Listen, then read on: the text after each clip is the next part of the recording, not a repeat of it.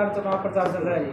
चुनाव प्रचार बहुत बढ़िया तरीके से चल रहा है। भारतीय जनता पार्टी की तीसरी मेरी सरकार आ रही है और उसके अंदर जो अब आज हमारे 11 गांवों के अंदर प्रोग्राम थे, तो बहुत बढ़िया रिस्पॉन्स दे रहे हैं लोग कि भारतीय जनता पार्टी को ही वोट डालेंगे।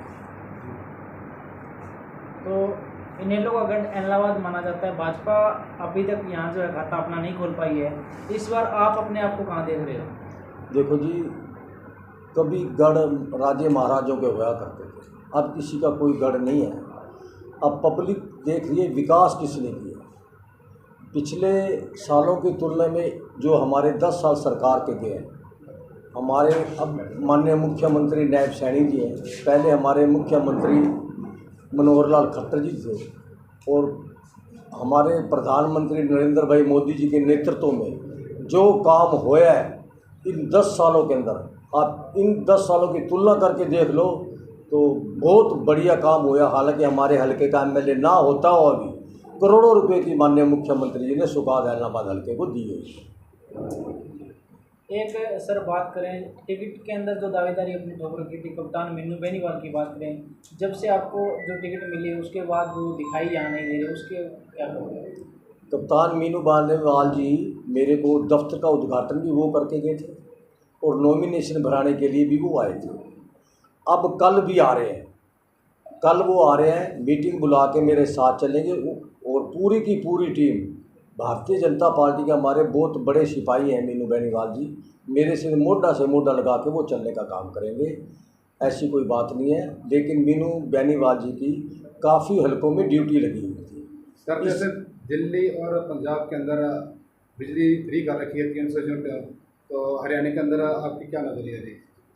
बिजली की जो बात है, बिजली में हमारे देखो यहाँ जिम्मेदारों को लगभग फ्री लाइट मिल रही है, 20 या 25 पैसे यूनिट के हिसाब से लाइट मिल रही है जिम्मेदारों को। जो घरों की लाइट की बात है उसमें भी काफ़ी % तक बिजली माफ़ है, कम है, ये 100 यूनिट से कम है या 150 यूनिट से कम है। ऊपर यूनिट वाले भी अब रेट डाउन होंगे। पीछे उपचुनाव की अगर बात करें तो भाजपा के प्रत्याशी रहे गोविंद कांडा, कहीं ना कहीं मतलब इस बार जो है हलोपा उनकी पार्टी की अगर बात करें तो इंडियन नेशनल लोकदल पार्टी के साथ मिलकर जो चुनाव लड़ रहे हैं, उनका कुछ फर्क इलाहाबाद विधानसभा सीट पर देखने को मिलेगा? नहीं, उनका इलाहाबाद में कोई फ़र्क नहीं नज़र आएगा। वो अपनी सरसा विधानसभा से इलेक्शन लड़ रहे हैं, वो अपने हिसाब से इलेक्शन लड़ रहे हैं। उन्होंने किसी के साथ समझौता किया हो वो तो वो ही बताएंगे, लेकिन इलाहाबाद में वो इलेक्शन नहीं लड़ रहे अब की बार, वो सरसा में लड़ रहे हैं। काफ़ी लंबे समय से जो है आप संघर्ष कर रहे हो पार्टी के लिए, तो आपको काफ़ी लंबे समय के बाद भी पार्टी ने जो टिकट आपको दी है, किन विशेष मुद्दों को लेकर जो है आप अभी चुनाव लड़ रहे हो? मुद्दा हमारा सबसे बड़ा जो हमारा मुद्दा है, हमने काम बहुत किए हैं, हम सच्ची नीयत से काम करा है। हमारी सरकार के अंदर हमने ऑनलाइन सिस्टम किया है, आयुष्मान कार्ड बनवाने के काम किए हैं, परिवार पहचान पत्र बनवाने के काम किए हैं, बगैर पर्ची और बगैर खर्ची नौकरी देने का काम किया है। हमने जो दादागिरी चलती थी, थाना में दादागिरी चलती थी, तहसील में दादागिरी चलती थी, वहाँ दलाल हुआ करते थे, आज सभी के सभी वहाँ से दलाल ख़त्म हुए हैं, गुंडागर्दी में फ़र्क पड़ा है। हमारे सरकार के अंदर सच्ची और ईमानदारी से काम करने वाली हमारी सरकार है। उसी सरकार भारतीय जनता पार्टी के हम सिपाही हैं और नेकी से और बड़ी ईमानदारी से काम करेंगे। अभय चौटाला इस बार सीएम की कुर्सी की दावेदारी पेश कर रहे हैं, इसके बारे में आपकी क्या राय है? वो तो आप देख लो भी, किस हिसाब से कह रहे हैं वो तो वो बताएंगे, लेकिन मेरे हिसाब से तो ऐसे लगता है कि तीसरी बार भारतीय जनता पार्टी की सरकार आने वाली है। कि कांग्रेस की सरकार को लोगों ने इतने साल देखा है, उनकी सरकार के अंदर जितना भ्रष्टाचार और जितनी गुंडागर्दी फैली थी, उसके ऊपर माननीय मनोहर लाल जी और माननीय नायब सैनी जी ने पूरी की पूरी लगाम लगाने का काम किया। जैसा कि अशोक तंवर जी बीजेपी को छोड़ के गए हैं, नायडू साहब आज जाकर उन्होंने गठबंधन किया, तो उसके बारे में क्या कहना चाहोगे? नहीं, बीजेपी को अशोक तंवर छोड़ के नहीं गए, भारतीय जनता पार्टी के अंदर अशोक तंवर जी है। वो सरसा की जो बात है, जो सीट की बात है, वो अगर एक दूसरे को अगर अपना दे रहे हैं तो वो ही बता सकते हैं, मैं नहीं बता सकता।